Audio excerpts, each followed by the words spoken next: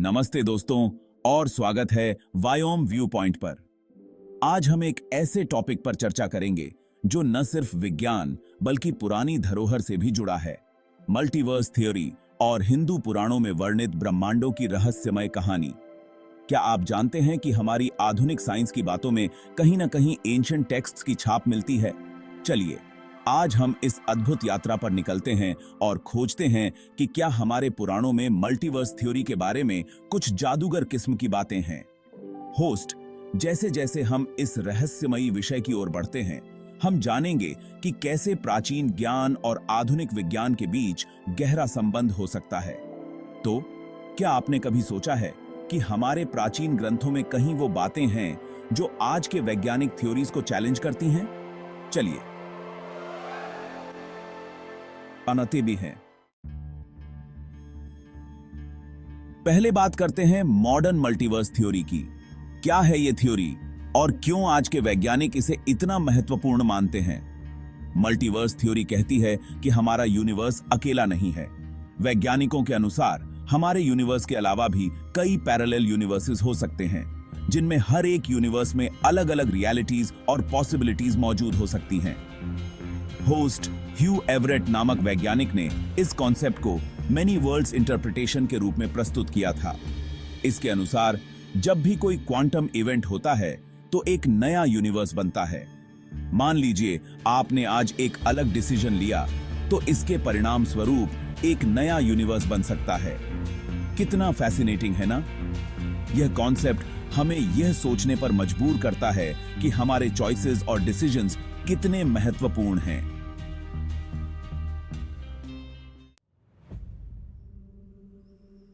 अब चलिए पुराणों की दुनिया में कदम रखते हैं। हिंदू पुराणों में भी ब्रह्मांडों की अद्भुत कहानियां मिलती हैं। इन टेक्स्ट्स में वर्णित कॉस्मिक स्ट्रक्चर्स और डेटीज के माध्यम से अम्भी की कई सीनती थी हमें मल्टीपल यूनिवर्सेस की झलक देखने को मिलती है।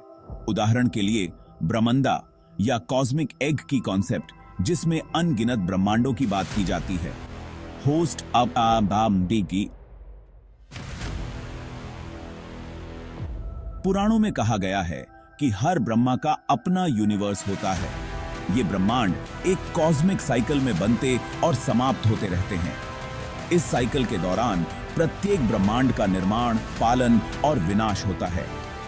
क्या यह कॉन्सेप्ट मल्टीवर्स थ्योरी के पैरेलल यूनिवर्सेस की बात से मेल खाता है? एक और दिलचस्प कॉन्सेप्ट है समय का साइक्लिकल नेचर। हिंदू कॉस्मोलॉजी के अनुसार समय लीनियर नहीं होता बल्कि साइक्लिक होता है। इसे युगों और कल्पों में बांटा गया है। एक कल्प के दौरान यूनिवर्स बनता है, इसका पालन होता है और फिर इसका विनाश होता है। इसके बाद एक नया साइकिल शुरू होता है। यह कॉन्सेप्ट कुछ हद तक मॉडर्न कॉस्मोलॉजी के बिग बैंग और बिग क्रंच थ्योरी से मेल खाता है। हिंदू कॉस्मोलॉजी में कहा गया है कि ब्रह्मांडों का निर्माण और विनाश एक एंडलेस साइकिल है। क्या यह भी मल्टीवर्स थ्योरी में टाइम लूप्स और यूनिवर्स साइकिल्स के कॉन्सेप्ट से जुड़ा हो सकता है? तो क्या एंशिएंट टेक्स्ट्स और मॉडर्न साइंस के बीच कोई संबंध है? क्या एंशिएंट इंडियन सेजेस ने ऐसे कॉन्सेप्ट्स को समझ लिया था जिन्हें मॉडर्न साइंस आज खोज रही है?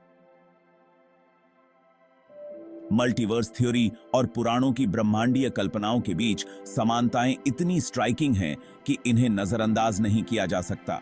अगर एंशिएंट टेक्स्ट्स में हमें वो नॉलेज मिलती है जो मॉडर्न साइंस के थ्योरीज के करीब है, तो इसका मतलब क्या है?